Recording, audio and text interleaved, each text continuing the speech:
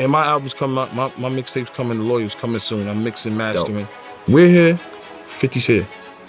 Every crew has a backbone. Every movement has a soldier. Before the platinum plaques and sold-out shows, Tony Yayo was grinding in Queens, loyal to his circle, tested by the streets, and shaped by the struggle. While the spotlight often shined elsewhere, Yayo stayed 10 toes down, helping build one of hip-hop's most dominant groups ever, G-Unit. From jail time to chart time, from setbacks to survival. While others chased the spotlight, he played the long game, stacking, investing, and securing his spot in one of rap's most profitable crews. This isn't just about fame, it's about how Tony Yayo got paid and stayed paid. Let's break it down. Born Marvin Bernard in the tough streets of South Jamaica, Queens, Tony Yayo has lived a life defined by contrasts, from raw hip-hop beginnings to luxury homes, multi-million-dollar cars, a modern single-dad lifestyle, and financial tribulations.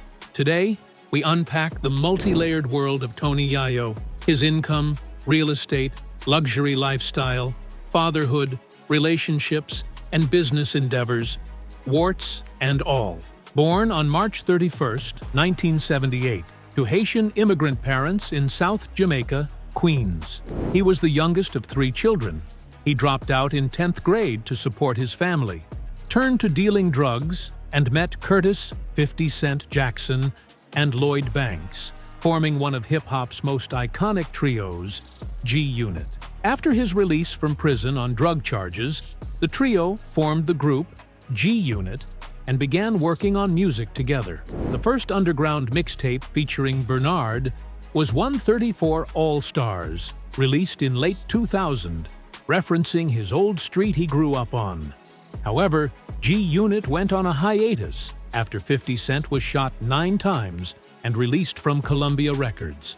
2 years later, G-Unit continued releasing a number of mixtapes in the early 2000s, including 2002's 50 Cent Is the Future, No Mercy, No Fear, and God's Plan.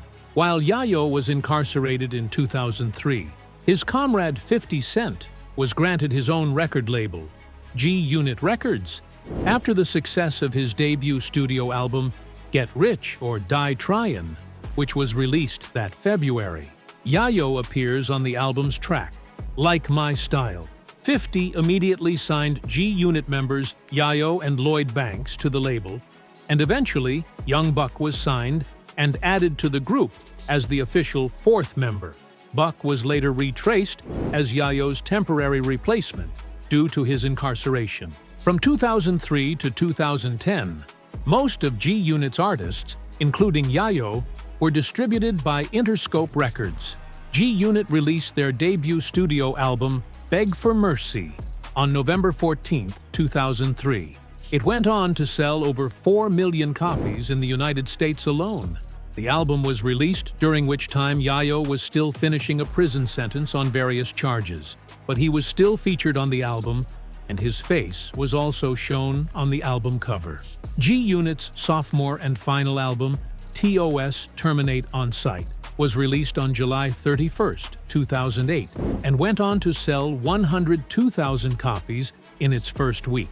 Due to issues between Yayo, 50, and Young Buck, G-Unit went under in 2014, but later reunited as a quintet with all original 4 members and a newly added Kid. They only released 2 EPs, The Beauty of Independence, 2014, and The Beast is G-Unit, 2015, before 50 Cent publicly dissolved the group again in 2022.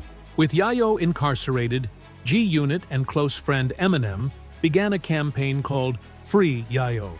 He said that he was unaware of the attention the campaign was getting until he saw Eminem wearing a Free Yayo shirt on stage at the 2003 Grammy Awards, where he performed his 8 Mile theme song, Lose Yourself. Despite legal setbacks, arrests, and prison stints, Yayo's debut solo album, Thoughts of a Predicate Felon, 2005, debuted at number 2 on Billboard 200 solidifying his status. G-Unit's Beg for Mercy had gone platinum years earlier, shaping the early 2000s rap landscape.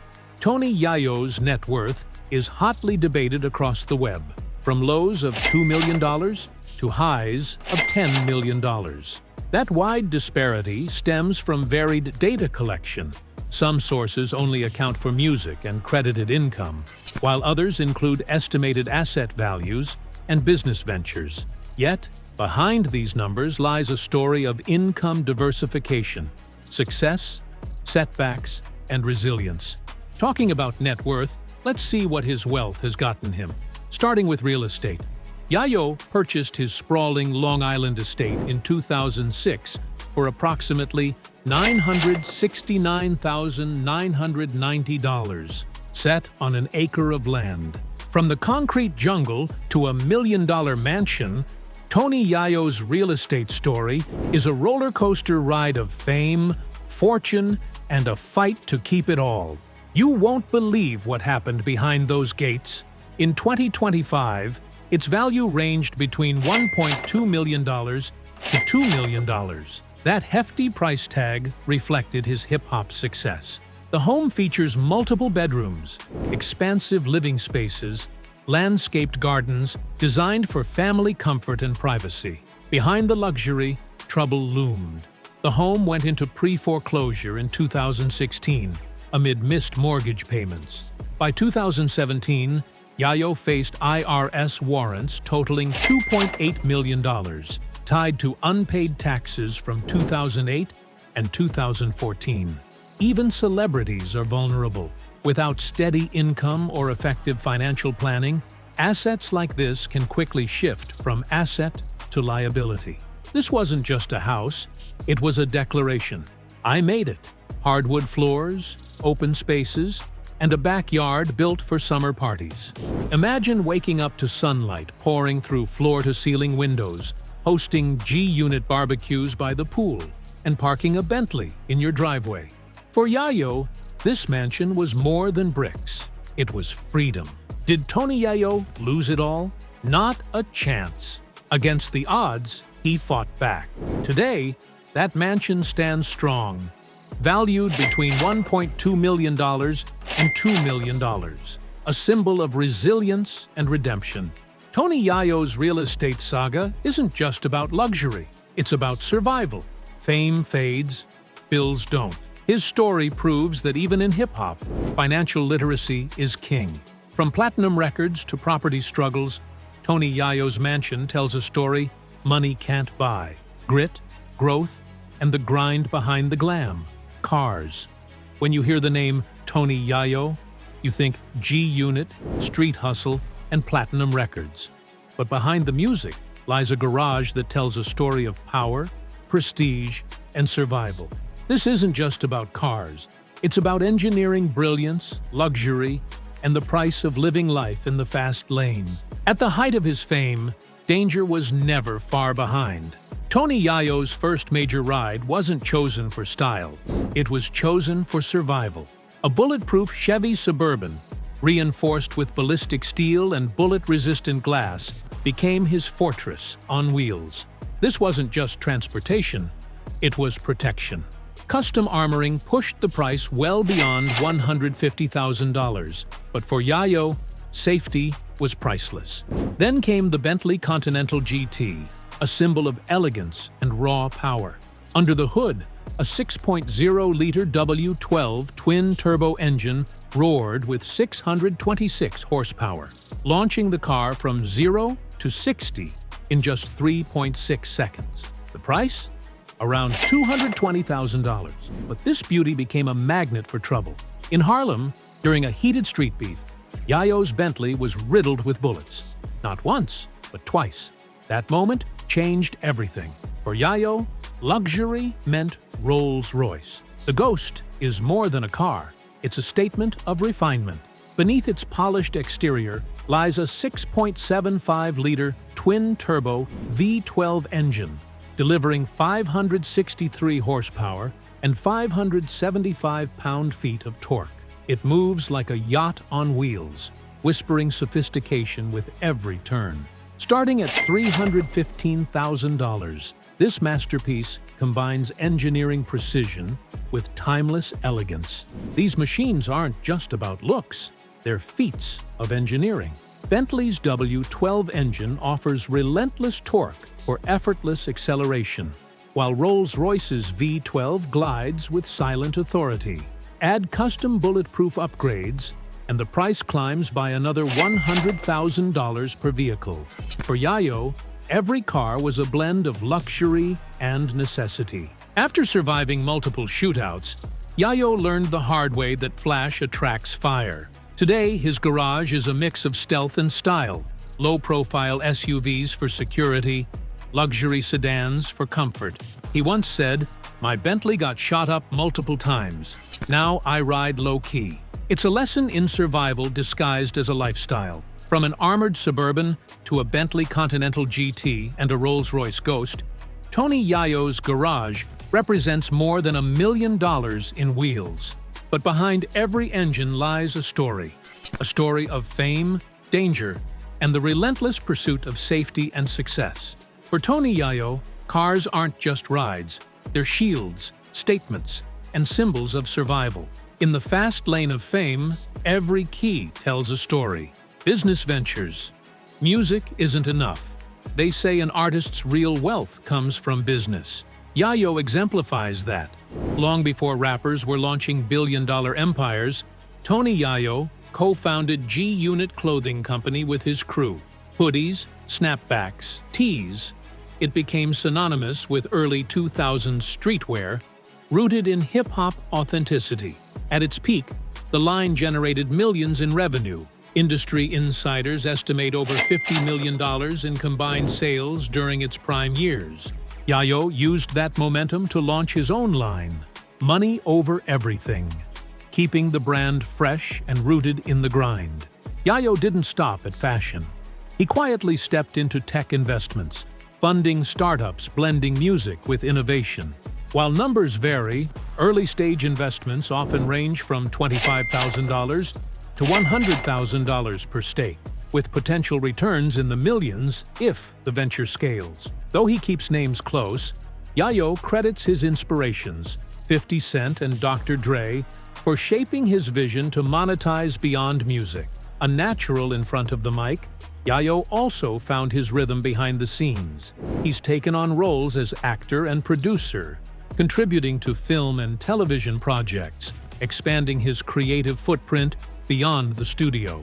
In the world of cannabis, Yayo's strategic moves shine.